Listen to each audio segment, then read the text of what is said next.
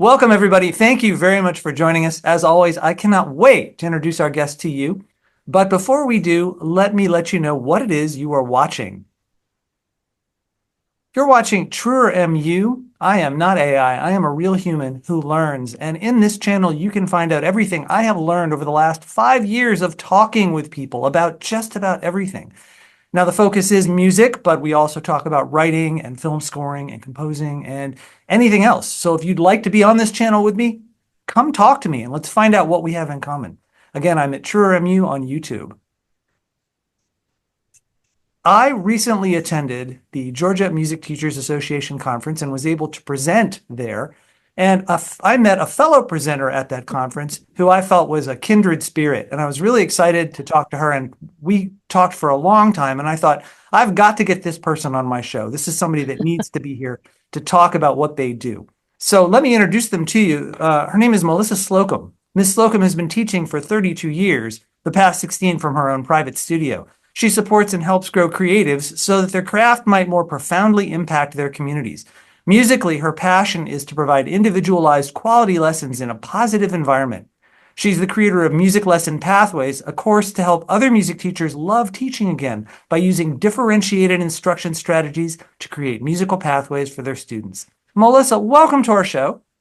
Thank you so much, Adam. Great to see you. It's great to see you too. Welcome back. And I want to begin by asking you, I happen to know from the information that you sent me that you play piano, you play clarinet, you sing, you play the guitar, you conduct. Anything else you play? Well, I keep it at that. At A all? lot of that, was as I was growing up and doing all the different things. My next instrument, though, is cello. I've promised myself I'll learn cello sometime in this lifetime, Yay. but I haven't done it yet. Oh, that's great. I studied cello for 2 years in grad school, and Oh, wonderful. so you're going to have a blast. Yeah. Um, we can see behind you that there are at least 3 keyboards behind you. So would it be fair to say piano is your primary instrument? Yeah, it is. I teach piano and I've played piano since I was 5 and a half and came to teaching piano as a second career, actually, but have played all my life Uh-huh. and Well, eventually just added instruments as you read and as you noticed. But piano is really that's the only instrument I teach because it's the only instrument that I'm really formally trained in as a teacher. So, the piano pedagogy, it's pretty important to me that I do that correctly. I have asked, or several people have asked me, can you teach me guitar or, can you teach me voice? And it's like, I'd rather not because I'm really not professionally trained in that. yeah. Well, which came first now, chicken and egg? Do you teach piano because you've been trained in it, or did you train in it because you wanted to teach it? So I went back and did training so that I could teach. So you have a love for the piano. That's kind of what I'm getting at. Do you love the Yeah, piano? I do. I do. It's for me a wonderful instrument because I can be collaborative with it and play in ensembles and play with other people, or I can just sit down and solo and just really be the whole orchestra if I want to be. And I can also, write and do so many other things with it. So for me, piano is always going to be my first love. Now, I know you improvise, but are you a public improviser or just a private improviser? I will improvise with students, and I will improvise publicly, like at recitals with students. I mean, performance is for me improvising half the time anyway, Sure. right? As we're covering things up and like, wait, where did that page turn end up anyway? So that's part of the deal of performing anytime is improvising. I do not make it a point though to go out in public and just sit down and improvise. I do that here privately just to improve my own skills, and I do it with students all the time, but not really something that I just go out and look for in order to do. Okay, so we're talking about improvisation in terms of covering yourself or, making it through a moment. But, of course, improvisation is any set of rules that you particularly decide to follow that may not be established rules. If you're a jazz improviser, then you're following a set of jazz improvisation rules, which can be Hmm. very flexible. What type of improvisation do you do besides covering your mistakes? So I'm pretty all over the map. I can do some blues, Mhm. a little jazz, some lyrical, some classical. Baroque is really not my wheelhouse. So if you ask me to improvise on Baroque, I would have a really hard time with that. You and everyone Um, else, it's really yeah, hard. well, and it's just that for me, like I could never improvise counterpoint. It's just not something I can do. Yeah. There are people who are wonderfully talented at that. And so all the props to them, but it's just not in my wheelhouse. But when I improvise, it's really for myself. It's usually as part of composing, arranging. So, especially if I'm arranging, my improvisation is going to be in the style of whatever I'm arranging. I just worked with a student. We just finished a project on arranging Blackbird. Oh, the Lennon And I, McCartney. exactly. And I did a kind of a little jazz version of it. And he took it into the minor key and did a really awesome minor key version of it with his own improv. So, that tends to be these days where I head with improvisation just because I don't really have time to just sit around at the piano like I would like. Mm. Well, was that something you did when you were little? Did the improvisation predate the piano lessons, or were the piano lessons your introduction to the instrument? Piano lessons were the introduction, and unfortunately, I had really great teachers growing up, but I never was encouraged to improvise, never learned how to improvise. Everything that I did was very classical, very much off the page, reading, note reading, all the black dots, and not a lot of creativity growing up. It was pretty traditional. Is that why? I'm not sure I have your timeline correct. You got your undergrad in organizational communications, so I guess, but Yeah, you did that. I hit high school. I'm done with piano thing. Did you just quit? I did. So Well, I'm taking lessons from you. my poor teacher, she was phenomenal. She really pushed a lot of us to perform well, to do well, and I owe her so much for that. But I got burned out. And eventually, by the time, I was junior, senior year in high school, I was just going competition to competition to competition to competition. And we would play anywhere from 3 to 5 competitions a year, plus recitals. It was a lot. And I was playing pieces that I was just really not connected with, that I didn't enjoy. I didn't understand why I was playing a lot of what I was playing. And I burned out. I wasn't having fun. And so I got to December of that year, played a competition, and then I just went to my teacher in January and said, I'm done. I'm sorry. I'm quitting. Hmm. And I'm sure she was devastated, but I really needed for my last semester of high school just to be low stress, a time for me to enjoy. I had been a straight A student. I had been in so many different clubs and done so many different things and really enjoyed all of that and was very busy. But I really just needed a break. And so I took the break for myself. And because I was still burned out, I decided not to pursue music in college. I stayed with music and I thought about doing a music minor in college. Um, but I think my interests were so varied that I ended up not really staying in the music department much beyond my sophomore year, because I really just didn't want to put in that amount of work again. Unfortunately, like I saw, we hear the horror stories, unfortunately, of music majors, and I saw the work that was happening, and I could hear what was going on in the practice rooms, and I knew the professors in the department, and it just wasn't what I was interested in. And by that time, I had already fallen in love with organizational communication and business, and so I pursued that instead. So what is that? So, organizational communication is the communication side and the psychology side of business. So, we get all the good business degree information. You get all the classes in business, but we get all of the culture, all of the organizational climate, all of the organizational change, all of the human resources, all of the organizational development. In fact, a lot of universities now don't even offer organizational communication as a degree. They call it organizational psychology. So psychology was a big part of what we did. There was a lot of communication classes, a lot of business classes, some psychology classes, a little bit of everything. And it really just sparked my interest in how does an organization operate, whether it's for profit or nonprofit.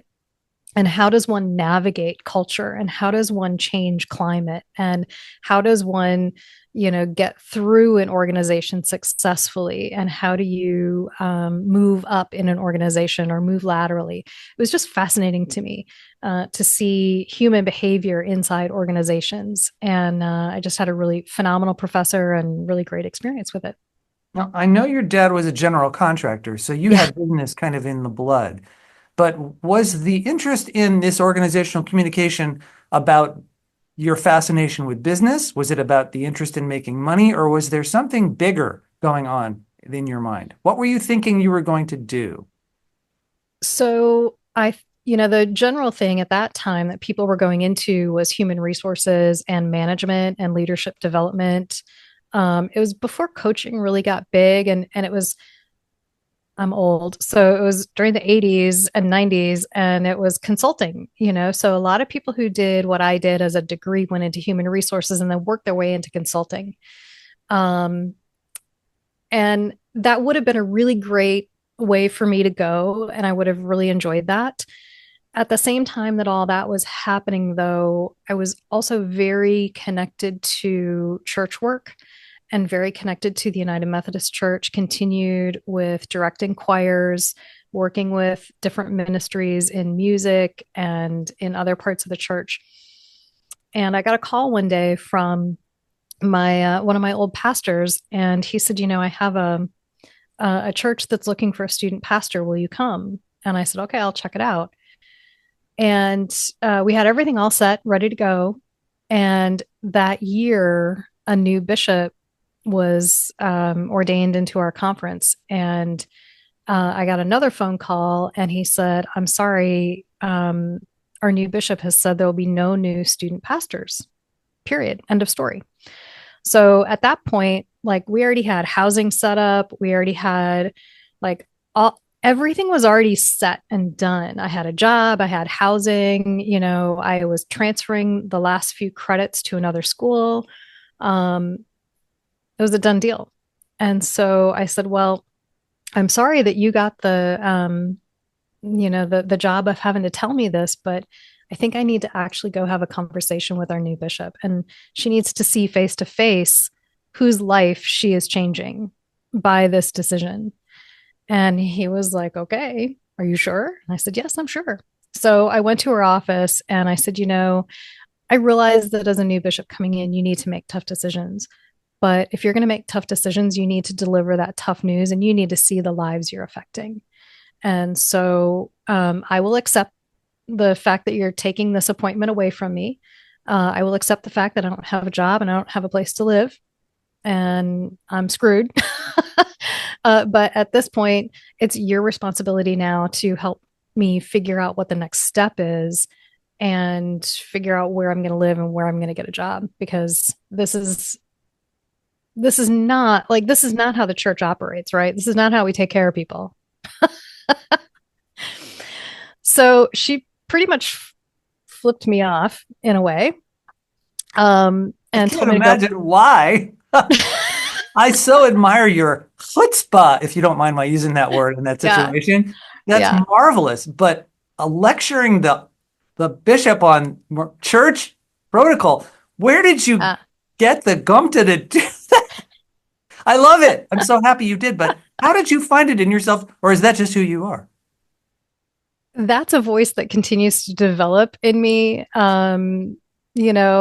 It comes out of trauma, unfortunately, but again, like, sometimes you just have to, you go through experiences, and sometimes that voice inside you says, you're not supposed to stay quiet about this.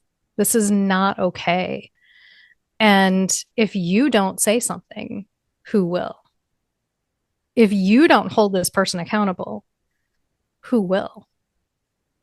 So that lesson keeps getting repeated throughout my life. And I keep just holding little feet to the fire and holding people accountable, because, again, if it's not me, who will? And, um, you know, I don't know exactly where I got that and when that started, but I know that that is part of the trauma journey and the recovery from trauma. Well, you've brought up the trauma. Now, you are free to just say, no comment, let's not go there. But if you want to talk about it, I am curious. So trauma is sexual abuse for me, unfortunately, in my childhood. And, I finally did therapy in college to really start to unpack all of that and start the healing journey through that. But that is part of my story. And unfortunately, that is, as we know from the numbers and the research, that's the story for 1 in 4 women and 1 in 5 men. And it continues. And so I was very determined to never stay a victim and to always claim being a survivor and to be an advocate for those who did not have a voice. So that's where that comes from in me. I'm very justice minded. And, when you have to work through trauma like that and have to work through pain like that, where you didn't have a voice, where you didn't have agency, where you didn't have power, you have some choices to make. And I chose to reclaim power and I chose to reclaim voice. And so now for me, my voice is my privilege. And I make very intentional choices about how I use that voice and that privilege. Thank you so much for sharing that with us because it Yeah, really helps clarify who you are and your journey. Perhaps somebody might be watching and not understand how you could have done what you did without understanding how you got there. So thank right. you. Yep. Um, so talk to me about you coach not only people on how to play music, but you coach adults in business, specifically creatives. How is coaching adults in business like and unlike teaching the piano? Well, it's very much like teaching in a way because I am, as a teacher with my students, I ask a lot of questions and I do a lot of observation. Um, and in that way, coaching is very similar. I ask a lot of questions, I gather a lot of information, I make a lot of observations. In the way that it's different is in teaching music, we often have, generally speaking, a fairly linear approach. We have method books or we have strategies, and we sort of have an idea of our end, even if that path is a little bit messy or it takes some turns left and right. What I found with business coaching, it's much more like a counseling relationship, and it is so individual because we do unpack a lot of things for people personally. My past and my story impacts how I teach and it impacts how I am as a business person. And in the same way, your story and how you grew up and what you dealt with will impact how you teach and how you run your business. So, really, a lot of what I do as a business coach is asking questions and observing and continuing to kind of dig and try to understand not only what unique, wonderful things a person brings to their business, but what those stumbling blocks are. In some ways, that's also like teaching, but in the business coaching space, I tend not to have like, templates and method books. It's much more customized, it's much more individual. There are some things that I do with a lot of my clients that are similar, but generally speaking, my coaching is very different person to person because each person is so different and each person has to do their own thing. That's the beauty of small business owners, really, is we all get to run things the way we want to and the way that works best for us. And I find that when we allow people to discover what works best for them, then they kind of say, well, I didn't need that template or I didn't need that, 7 habits of highly effective people. And I'm like, yeah, see, you didn't need any of that. You just needed to kind of go into yourself a little bit and have someone ask good questions and observe you and give you good feedback so that you could then discover what it is you really needed to do to take those next steps in your business. And I noticed that in your case, overcoming your trauma wasn't just setting it aside and letting it be something in the past. It actually propels you. It's a tool. Your trauma and your stumbling blocks are tools now for you. They direct you. Is that something you actively seek to help someone make use of the things they thought were liabilities? Absolutely. There's a wonderful activity that another coach had done several years, about maybe 4 or 5 years ago. Um, I'll have to look up the name in the book. But and he was interviewed by Brene Brown actually on her Dare to Lead podcast. And he does this wonderful activity called a leadership story, where you actually write out your life story first, not in full autobiography form, but shortened life story. And from there, you cull out what your leadership story is. And I love that activity because it does allow us to get very personal and to see that thread of our life and the events of our life and how that has or could impact our leadership. And for me, that's been a wonderful activity for me to use myself in my own business, but then also with some clients. I don't do it with everyone, but there are some clients that works really well for because then it does open that door to exploring, well, yeah, how can, if you've had the opportunity to heal and go through a counseling relationship, that tends to be a very helpful activity for some people. You observe well and you say what you see and you help someone put it into a bigger pattern. Yeah. Yeah. And in piano teaching, are you able to do the same sorts of things with people who come to you as players with liabilities that can become strengths for them, or at least guidelines? I think so.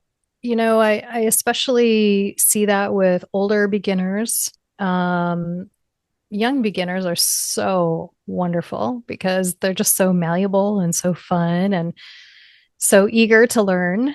And so that's a little bit different. But older learners, like I have a boy who's a ninth grader, and he just started with me in August. And I'm really starting to develop a great relationship with him now. And he's a YouTuber, he's a YouTube player, which I love because he can play by ear. He figures stuff out so quickly. So we use that as an advantage, not a disadvantage. And I know some teachers are like, oh, don't watch YouTube videos, don't learn off of YouTube. And I'm like, what are you learning this week off of YouTube? Let's do it. So I do feel like I can kind of take that in and again, the personal relationships for me are what drive, you know, how we approach what the students' goals are and what they want to do, especially when they get to middle school and high school and adults. You mentioned music lesson pathways. Could you please elaborate on why differentiated learning is so important to you and in general? So, yeah, I had an experience quite a few years ago now where I was the fun teacher in town, had a full studio, but I was burned out. And every couple of years, like I would get students for a year or two, and then they would leave, and then get new students, and they'd stay for a year or two, and then they'd leave. It was just a revolving door. I was using method books. There was a lot of failure in the method books that I was seeing.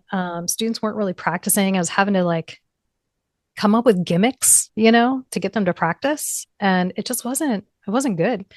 And I was like, I'm jealous of some of these other schools like Bach to Rock and places that are doing really cool stuff. And everybody's going over there. And I was just kind of like not feeling good about where I was and what I was doing as a business owner and as a teacher. So I thought, well, rather than stay mad about it, I think I should educate myself and find out what else can I do? What can I do differently?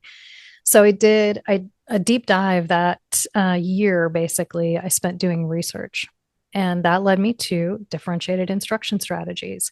Learned about it, and I went, oh, well, this is sort of like what our local high school is doing with pathways for different learning for different kids. So if somebody is really creative and talented in the arts, they can choose an arts pathway. And if somebody wants environmental science, they can do an environmental science pathway. And if somebody wants biomed, because I think they're going to be a doctor, they can do a biomed pathway. I'm like, this sounds awesome. Like, why didn't we have this when I was in high school? And my daughter was just entering high school. And so I put together my first, set of a few pathways, laid everything out for parents for the incoming year and for students. And one of the parents who was in my studio at the time, she was a school counselor at one of our local schools. She's now principal at our high school. And she came up to me and she said, this is differentiated instruction, right? And I said, yeah, why didn't you tell me about this sooner? Because I would have loved to have done this years ago. And she was like, I know, this is brilliant. And she said, I'm so glad you're applying this to the music studio because I never would have thought of that. And that year, I developed a pathway for her daughter specifically to do Broadway show tunes and sing and learn to transpose because her daughter is a just stunning actress, stunning.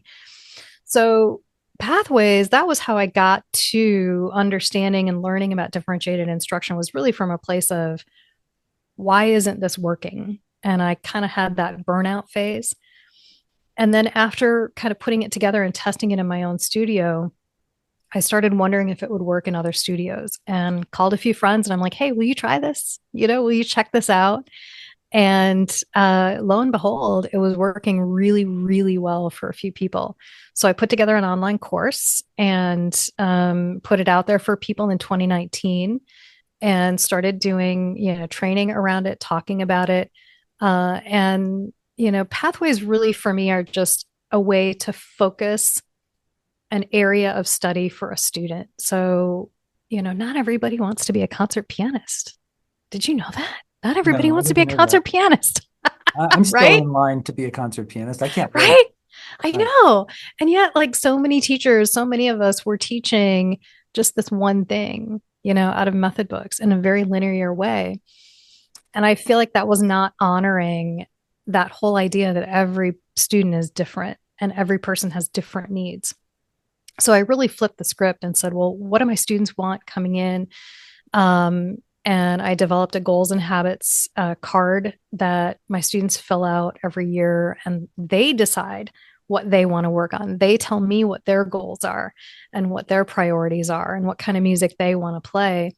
And then from there, we talk about, well, is there a pathway that I already have that you would like to choose and work on? Or is there a pathway I can develop for you so that you can stay focused toward that goal? And most of the time, their goals fit within a pathway I already have. So, pathways for me are like I have a jazz and blues pathway, which is awesome. I have a classical and competitive pathway for those who want hardcore classical. They want to level up in the rep. They want to do kind of more traditional kinds of things. I have a composing and improvisation pathway for budding composers who want to write and compose and learn all that. Pretty much I have a pop and improvisation pathway that I love. I have some people doing some really cool arrangements right now of pop pieces. So whatever they want to do, I start with the student in front of me and go from there. Hmm. And that's also an extension of the individualization of the work you do with your adult business learners, it seems to me. Exactly. Yeah. Yeah. You don't need to read the highly effective habits if you don't want to. There may be Right. something more appropriate for you. Although I Right. did love Covey's book, I have to say. I'm going to say that. Okay. Well, we can agree to disagree. I'm not asking you to love it. I just said I loved That's good. Good. it. You have a strong anti-bias mindset. I discovered this when we talked, and it was one of the most compelling things I thought in our conversation. I was so fascinated. If you don't mind my telling people what you Yeah. told me was that you seek out people who are very different from you and you hire them. Yep. It matters to you to have very different kinds of people in your life. When did this begin? So I think it really manifested when I moved here to Georgia. I grew up in Wisconsin, but I've lived in Chicago, Washington, D.C., and now here in Atlanta. Um, and I have to say, the north-south thing is a little, it's there. Um, and I notice it here in southern states more. Um, there's a different mindset for a lot of people. And so coming into Atlanta in 2010 with young children, I noticed a lot of misogyny embedded within the churches. I noticed a lot of racism embedded within my own music teacher communities. Uh, I noticed it in other businesses in my community. It just seemed like there was a lot. And it just wasn't something I was used to, at least not as blatantly as what I seem to be experiencing. So I did some pretty good anti-racism counseling. I hired a therapist and said, I need help for how to deal with this because this little northern white girl, I mean, I didn't grow up with it like that. It's just different here. And that's not to say that racism is better or worse anywhere. It just manifested differently than what I was used to. And I didn't know how to respond, and that's what was frustrating me. So I did the work, did a lot of good reading, did a lot of good counseling, did a lot of unraveling, a lot of unlearning, and found my voice for myself in this community for what to say, what to do when I was confronted with what seemed like very, what's the word? Backhanded, kind of sly, racist comments. Passive Um, aggressive. very, very, yeah. Um, and once I did that, then I started to see, well, not only do I need to do the anti-racism work for myself, but it needs to be also embedded in my business. Because if I just surround myself with, a CPA and a business attorney and other professionals who I'm hiring who are just like me, what am I missing? Like potentially I'm missing out on a lot. And I have always, always surrounded myself intentionally with diversity, wherever I've been. So it was a no brainer for me to be very intentional in my business here about hiring an attorney. I just talked to my small business attorney today. Actually, this morning we had a great call. She's a wonderful Black attorney here in Atlanta. She's just fabulous. And she brings so much great wisdom to my business and my situation, but also helps me think about things that I never would have thought of. For example, My um Today we were talking about estate planning and about, just people who live in sometimes two or more different states or who travel a fair amount. And we actually talked about, it brought into the conversation just again that white privilege that I have, that I enjoy, that I have the financial means to possibly have multiple residences at some point and where I may have to think about that. And we talked about, she in her work that she does, she deals with a lot of different people, but there are a lot of people who not only can't afford to do estate planning, but who can't even imagine having a second residence. And, it does make me stop and think and go, wow, okay, so if that's where I am in my business and in my life, then what am I doing not only with my attorney, but what am I doing to also lift up another community, a marginalized community? So I've had to kind of go back and think today, like, all right, it's Giving Tuesday. Oh, yeah, I saw that post about donating to decolonizing the music room today. All right, so let's go make that donation. Let's give that money. But then even further, what am I doing person to person, face to face to lift up, another community that doesn't experience what I experience? So that's definitely been a powerful part of me putting together my business and figuring things out as a business owner. My CPA, before she moved, wonderful Latina woman who was just phenomenal, and again would tell it to me straight and really make me, focus and say, well, you're lucky to be doing this anyway. You're lucky to have me as your CPA. I'm like, actually, yeah, I am. When I was hiring out social media marketing for a while, I hired a Persian woman who just, I was like, what? And she would say, yeah, you need to, this is what this post looks like. And I was like, oh my gosh, take it down. We got to take this down. And she was like, yeah, your stuff is really, like, no offense, white. I was like, you're 100% right. This is why I have you, is to look at all this stuff and tell me where I have gone wrong, or where I have maybe not gone wrong, but where I'm missing so many important communities, and where I'm actually giving the wrong messaging for my brand or whatever it is that I'm doing. So for me personally, as a business owner, I'm extremely intentional about hiring people who are nothing like me at all, men, women, any other group. And some of my best friends are very, very different from me. And I so appreciate that because they often in conversation will catch me and I'll be like, wow, I said that, didn't I? And they're like, yeah, you did. Would you like to rethink that and restate? And I'm like, yes, I would. Thank you. So I'm always learning because the more I expand that circle of difference, the more I learn. And the more I learn, the better I am. I'm struck with what you're saying.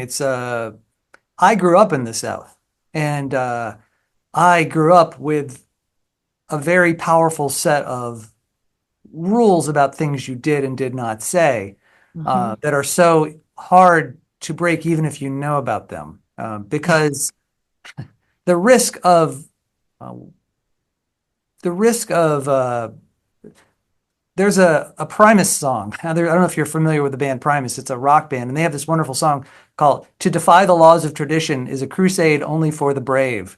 And Mm, basically, if you start messing around with the unspoken rules, unspoken things can happen to you. You're absolutely. obviously very brave. You've made it clear that you fear no one. But how do you? I got to ask you, how are you so brave? Clearly, you've surrounded yourself with people who are, who are like you in spirit, if not in other ways. But honestly, it's a dangerous thing you're doing in some regards, especially now. For me, it goes back to a lot of the life experiences that I've lived. Um, I won't go into great detail, but I've traveled a bit. Almost didn't make it home on a particular trip, and was I was pretty certain at one point that I was going to be held in a third world country jail for a period of time. Didn't happen, fortunately, um, because there are ways to get around. American cash does wonders. Gold, gold does wonders to get you out of sticky situations when you travel. But when you face death, literally, and when you have strong faith, you pretty much develop that idea that what, life is too short. Life is so short, and I'm not here to placate. I'm here to use my voice. I'm here to stand up for those who can't, especially those who can't. Um, I don't know that I call it real brave because I look at my life and I go, yeah, I'm just sitting here in my studio and what am I doing? I'm really not out there on the front lines. I'm not out protesting every weekend, but I am doing things in my own small ways. And I do confront a lot of things. I don't confront all of it because honestly, it's exhausting. And anyone who has ever done social justice work understands you have to take care of yourself first. And sometimes you need a break and you need to get off that social justice treadmill for a while before you can get back up on.